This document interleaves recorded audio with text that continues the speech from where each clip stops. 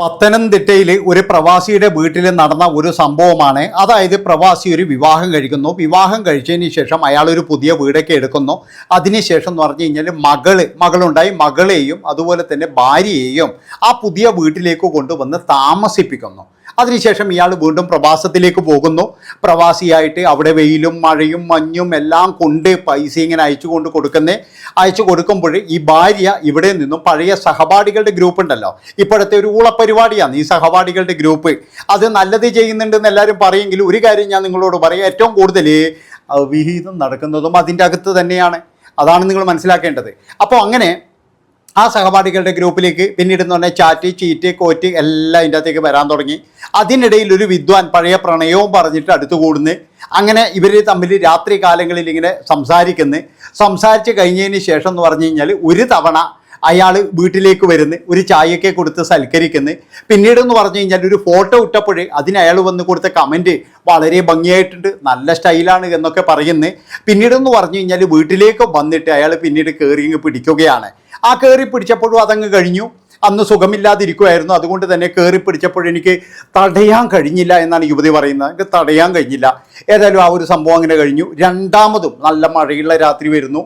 ഈ കാമുകൻ തന്നെ ശേഷവും ഒരു രാത്രി വീണ്ടും വരുന്നു. ആ രാത്രിയും നല്ല മഴയുള്ള രാത്രിയായിരുന്നു, നല്ല തണുപ്പുള്ള രാത്രിയായിരുന്നു. അന്ന് എന്നെ വിടൂ എന്ന് പറഞ്ഞ് ഒരുപാട് ശബ്ദം ഉയർത്താൻ നോക്കി. പക്ഷേ ശബ്ദം പുറത്തു നിന്നുള്ള വിചാരങ്ങളോട് കൂടിയിട്ട് പഴയ സിനിമകളിലൊക്കെ കാണുന്നത് പോലെ പിന്നീട് കണ്ണ് മുകളിലോട്ട് പോകുന്നതും കാലിൻ്റെ പാദങ്ങളും മാത്രമാണ് പിന്നീട് കാണാൻ കഴിയുന്നത്. ഏതായാലും ഇതൊക്കെ നടക്കുമ്പോഴേ ആ പാവം ഭർത്താവ് ഇവർക്ക് ചെലവിന് കൊടുക്കാൻ വേണ്ടിയിട്ടോ അതുപോലെ തന്നെ എന്ന് പറഞ്ഞാൽ ഇതിനൊക്കെ വേണ്ടി നിർമ്മിച്ച വീടിൻ്റെ ലോൺ അടക്കാനും അതിനൊക്കെ വേണ്ടിയിട്ട് ഓവർ ടൈമും അടിച്ച് അവിടെ ഗൾഫിൽ കിടന്ന് ആ പൊരി വെയിലത്ത് കിടന്ന് അയാളിങ്ങനെ വെള്ളവും കുബൂസും മാത്രം കുടിച്ച് ജീവിക്കുമായിരുന്നു. ആലോചിച്ച് നോക്കണം നിങ്ങൾ. അപ്പോഴാണ് ഇവിടെ ഭാര്യ മറ്റൊരുവനെ കൊണ്ട് സുഖിച്ച് കഴിയുന്നത്. ഏതായാലും കുറേ നാൾ കഴിഞ്ഞപ്പോൾ ഈ ഭാര്യ ഗർഭിണിയാവുകയാണ്. ഉയ്യൻ്റെ ഭഗവാൻ, ഇനി എന്നാ ചെയ്യുക? അതായത് ഗർഭം അറിയാൻ വൈകിപ്പോയി. കാരണം എന്താ വെച്ചാൽ 4-5 മാസമായി. ഇതുകൊണ്ട് ഇനി എവിടെയും പോകാൻ കഴിയില്ല. അതുമാത്രവുമല്ല, ഭർത്താവാണെങ്കിൽ 1.5 വർഷമായിട്ട് ഗൾഫിലും വന്ന് ഇതെന്താ ഇപ്പം ചെയ്യുക? ആരോടാ പറയുക? ഏതായാലും ഇത് ആരും തലയിൽ കെട്ടിവെക്കണ്ടേ, ആരോടൊക്കെ പറയണ്ടേ? അവസാനം എന്ന് പറഞ്ഞാൽ വീട്ടിൽ പോയിട്ട് പറഞ്ഞു, എന്നെ ആദ്യത്തെ പ്രാവശ്യം പനിയായി കിടക്കുമ്പോൾ എന്നെ ക്രൂരമായി അവൻ. അത് കഴിഞ്ഞ് പിന്നീട് പറഞ്ഞു, അന്നെനിക്ക് ഒച്ച വെക്കാൻ കഴിഞ്ഞില്ല, ഒന്ന് ഒച്ച വെച്ചിരുന്നെങ്കിൽ ഞാൻ ഉണർന്നേനെ എന്നുള്ള വാക്കുകളും പറഞ്ഞു. ഏതായാലും ഇപ്പോഴും വലിയൊരു പ്രശ്നമായിരിക്കുകയാണ്. വേറെ ഒന്നുമല്ല, ഈ സഹപാഠി പ്രണയം അത് തന്നെയാണ് ആ വീട്ടിലും സംഭവിച്ചിരിക്കുന്നത്. നല്ല രീതിയിൽ പോയ അല്ലെങ്കിൽ നല്ല ഭാര്യയായിട്ടിരുന്ന ഒരു സ്ത്രീ ഒരു ഗ്രൂപ്പിൽ കയറിയതുകൊണ്ട് മാത്രം ഇങ്ങനെ നശിച്ച് പണ്ടാരടങ്ങിയിരിക്കുകയാണ് ഇപ്പോഴും. നിങ്ങൾ ആലോചിച്ച് നോക്കുക, ആ ഭർത്താവിൻ്റെ അവസ്ഥ നിങ്ങൾ ആലോചിച്ച് നോക്ക്. അയാൾ എത്രമാത്രം സങ്കടപ്പെടുന്നുണ്ടാകും. ഇവർക്ക് വേണ്ടിയിട്ടല്ലേ അയാൾ പിന്നെ ജോലി ചെയ്യുന്നത്. അപ്പോൾ അയാൾ അവിടെ ജോലി ചെയ്യുമ്പോൾ ഇവിടെ അന്യൻ്റെ കൂടെ സഹപാഠിയുടെ കൂടെ കിടന്ന് സുഖിക്കുന്ന ഭാര്യ എത്ര ക്രൂരമായ സംഭവമാണ്. എത്ര ക്രൂരമായ സംഭവം. എന്നിട്ട് അവനിൽ നിന്നും ഗർഭിണിയാകുന്നു. ആ ഗർഭിണി ഇനി ആ ഭർത്താവ് എന്താ ചെയ്യുക? ആ ഭർത്താവിൻ്റെ മുഖത്ത് ഇവരെങ്ങനെ നോക്കും? അയാൾ എത്ര സ്വപ്നത്തിലായിരിക്കും ആ വീടൊക്കെ വെച്ച് തൻ്റെ ഭാര്യയും മകളും നല്ല രീതിയിൽ ജീവിക്കണം, അല്ലെങ്കിൽ അവർക്ക് വേണ്ടിയിട്ട് എന്തെങ്കിലും ഉണ്ടാക്കണം എന്ന് കരുതിയിട്ട് ആ പാവപ്പെട്ട മനുഷ്യൻ ഗൾഫിൽ പോയതാണ്. അപ്പം ഞാനിതിവിടെ പറയാനുള്ള കാരണം എന്താണെന്ന് വെച്ച് കഴിഞ്ഞാൽ ഇതുപോലെയുള്ള അഭിഹിതങ്ങൾ ഞാൻ പണ്ട് മുതലേ പറയുന്നതാണ്. എൻ്റെ പൊന്നു മക്കളെ, നിങ്ങൾ ഈ ഗ്രൂപ്പിൽ കയറരുത്. അതായത് ഗ്രൂപ്പിൽ ഇതുപോലെയുള്ള സംഭവങ്ങളെല്ലാം നടക്കുവാണെന്ന്.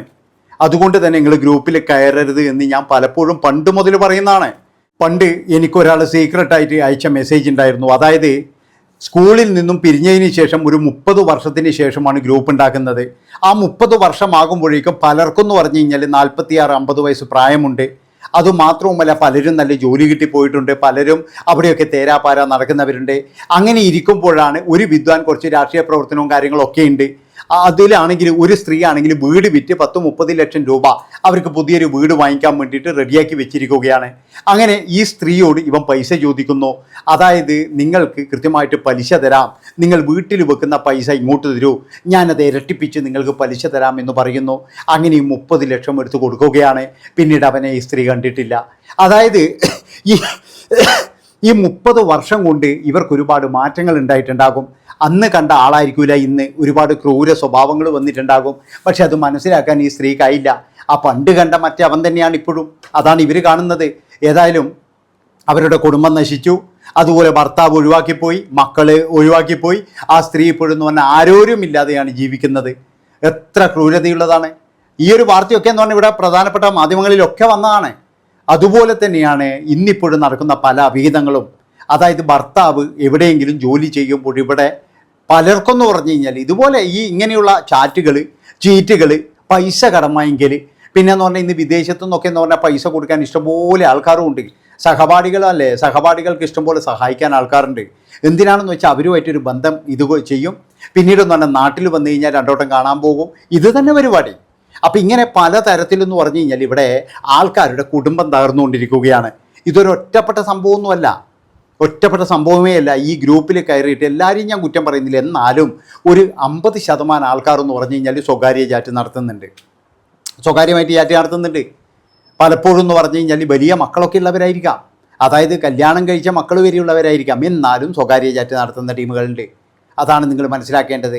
ഭർത്താവ് എന്ന് പറയുന്നയാൾ ചിലപ്പോഴും എന്ന് പറഞ്ഞു കഴിഞ്ഞാൽ ക്ഷീണവും കാര്യങ്ങളൊക്കെ കൊണ്ട് ഉറങ്ങിയിട്ടുണ്ടാകും. ഇല്ലെങ്കിലും എന്ന് പറഞ്ഞാൽ ഭർത്താവിന് ചിലപ്പോൾ 10-50 വയസ്സായി കഴിഞ്ഞാലും ഇവിടെ ഭാര്യയ്ക്ക് 10-40 വയസ്സേ ഉണ്ടാവുള്ളൂ. അപ്പം അങ്ങനെയുള്ള പ്രശ്നങ്ങളുണ്ടാകാം. അപ്പം ഏതായാലും ഈ ഒരു കുടുംബത്തിൻ്റെ അവസ്ഥ ഒരു വളരെ ദയനീയം തന്നെയാണ് ഇപ്പോഴും. ആ ഭർത്താവ് എന്ത് ചെയ്യണമെന്നറിയാതെ അയാൾ പൊട്ടിക്കരയുകയാണ്. അയാൾ പ്രവാസ ലോകത്തു നിന്ന് അയാൾ വന്നിട്ടില്ല, അയാൾക്ക് വരാൻ കഴിയില്ല. അയാൾ എങ്ങനെ വരും? അയാൾക്ക് ആ ഭാര്യയുടെ മുഖത്ത് നോക്കാൻ കഴിയുന്നില്ല എന്നാണ് പറയുന്നത്. എത്ര ക്രൂരമായൊരു സംഭവമാണ്. അതായത് ഈ ഗ്രൂപ്പിൽ ചേർന്ന് ആ ഗ്രൂപ്പിലൂടെ പിന്നീട് എന്ന് പറഞ്ഞു കഴിഞ്ഞാൽ പഴയ കാമുകനെ കണ്ടെത്തുന്നു, അയാളുമായി ചാറ്റ് ചെയ്യുന്നു, അയാൾക്ക് കിടന്നു കൊടുക്കുന്നു. അത് കഴിഞ്ഞതിന് ശേഷം ആയതിന് ശേഷം പറയുകയാണ്, എന്നെ ക്രൂരമായിട്ട് എന്നെ അത് ചെയ്തു, എന്നെ ഇത് ചെയ്തു. അപ്പോൾ ഈ സ്ത്രീക്ക് അറിയില്ലായിരുന്നോ? ആദ്യം ചെയ്യുമ്പോൾ അറിയില്ലായിരുന്നു, രണ്ടാമത് ചെയ്യുമ്പോൾ എങ്ങനെയാണ് വാതിൽ തുറന്നു കൊടുത്തത്? ഒരിക്കലും തുറന്നു കൊടുക്കാൻ പാടില്ലായിരുന്നു. പക്ഷേ അന്നും വീട്ടിൽ കയറി. അപ്പം മകളുണ്ടാകാം, മകളെ ചിലപ്പോൾ അടുത്ത റൂമിൽ എവിടെയെങ്കിലും ഉറക്കി കിടത്തിയിട്ടുണ്ടാകാം. അല്ലാതെ എന്ന് പറഞ്ഞിങ്ങനെ സംഭവിക്കൂലല്ലോ. അപ്പോൾ ഇതുപോലെ ഒരു സംഭവമാണ്, ഇതൊരു നാറ്റക്കേസാണ് സംഭവിച്ചത്. ഒരു പ്രവാസിയുടെ വീട്ടിലാണ് ഇത് നടന്നിരിക്കുന്നത്. ആ പ്രവാസികൾ എന്നൊന്ന് പറഞ്ഞു കഴിഞ്ഞാൽ ഇതേപോലെ തന്നെയാണല്ലോ. അവർ പല ആൾക്കാരെന്ന് പറഞ്ഞു കഴിഞ്ഞാൽ കുടുംബങ്ങളാണ് അവരെ ചതിക്കുന്നത്. പാവങ്ങൾ, അതായത് അവരെത്രമാത്രം കഷ്ടപ്പെട്ടിട്ട് അവർ ജീവിക്കുന്നതെന്ന് പലർക്കും അറിയില്ല. അവർ കൊടുക്കുന്ന പൈസ പോലും കാമുകന്മാർക്ക് കൊടുക്കുന്ന ടീമുകളുണ്ട്. അവരങ്ങും ഇങ്ങോട്ട് അയച്ചു കൊടുക്കുന്ന പൈസ പോലും രാത്രി കാലങ്ങളിൽ വരുന്ന കാമുകന്. പിന്നെയെന്ന് പറഞ്ഞു കഴിഞ്ഞാൽ രാത്രി കാലങ്ങളിൽ അവൻ ചിലപ്പോൾ എന്ന് പറഞ്ഞു കഴിഞ്ഞാൽ മറ്റേ സാധനമായിട്ടാണ് വരിക. രണ്ടുപേരും അടിച്ചിട്ട് അത് കഴിഞ്ഞതിന് ശേഷം എന്ന് പറഞ്ഞു കഴിഞ്ഞാൽ എല്ലാം ചെയ്തു പോകുന്ന ടീമുകളും ഉണ്ട്. അവർക്കൊക്കെ എന്ന് പറഞ്ഞാൽ നല്ല പൈസ ഭാര്യയും കൊടുക്കും. കാരണം ഇയാൾ ചിലപ്പോൾ 1 ലക്ഷം 2 ലക്ഷം അയക്കുമായിരിക്കും, ഓവർ ടൈം അതും ഇതും ചെയ്തിട്ട്. അതൊക്കെ എന്ന് പറഞ്ഞാൽ മുഴുവനായിട്ടെന്ന് പറഞ്ഞു കഴിഞ്ഞാൽ കാമുകനെടുത്ത് കൊടുക്കുന്ന ഇഷ്ടംപോലെ ടീമുണ്ട്. അതുകൊണ്ടാണ് ഞാൻ പറയുന്നത്, വളരെയധികം സൂക്ഷിക്കണം നിങ്ങൾ. ഒരുത്തരെയും വിശ്വസിക്കാൻ കഴിയാത്ത കാലമാണ് ഇപ്പോഴും കാണുന്നില്ല. ഒളിച്ചോട്ടം വേറെ, അതുപോലെ തന്നെ എന്ന് പറഞ്ഞാൽ പലതും. പക്ഷേ നല്ല നല്ല ഭാര്യമാർ ഒരുപാട് പേരുണ്ട് കേട്ടോ. അതായത് 5 വർഷം 10 വർഷം വരെ കാത്തിരിക്കുന്ന ഭാര്യമാരുണ്ട്. പിന്നെ എന്ന് പറഞ്ഞാൽ ചില ആൾക്കാർ 10, 26, 25 വർഷം ഗൾഫ് നാടുകളിൽ പോയി കഷ്ടപ്പെട്ട് മക്കളെയെല്ലാം നല്ല നിലയിൽ വളർത്തിയിട്ട് നല്ല രീതിയിൽ ജീവിക്കുന്ന ആൾക്കാർ ഒരുപാടുണ്ട്. അവരെയൊക്കെ നമ്മൾ പൂവിട്ട് പൂജിക്കണമെന്നേ എനിക്ക് പറയാനുള്ളൂ. ഇതുപോലെ തെണ്ടിത്തരം കാണിക്കുന്ന കുറേ എണ്ണം നമ്മുടെ നാട്ടിൽ പോയി ഇങ്ങനെ കൂടിക്കൂടി വരികയാണ്. ഇതിന് പറയുന്നൊരു പേരെന്ന് വെച്ചാൽ സ്കൂള്, എല്ലാം സ്കൂൾ ഗ്രൂപ്പാണ്. ഈ സ്കൂൾ ഗ്രൂപ്പിൻ്റെ പേരിലാണ് ഇതെല്ലാം നടക്കുന്നത്. ഈ നാട്ടിൽ തേരാപ്പാര ജോലിയില്ല. അല്ലെങ്കിൽ നിങ്ങൾ കണ്ടില്ലേ കുറേ നാൾ മുമ്പ് എന്ന് പറഞ്ഞു കഴിഞ്ഞാൽ മറ്റേ കണ്ണൂർ ജില്ലയിൽ ചെറുപുഴ എന്ന് പറയുന്ന സ്ഥലത്ത് സ്കൂൾ ഗ്രൂപ്പിലൂടെയുള്ള പ്രണയം.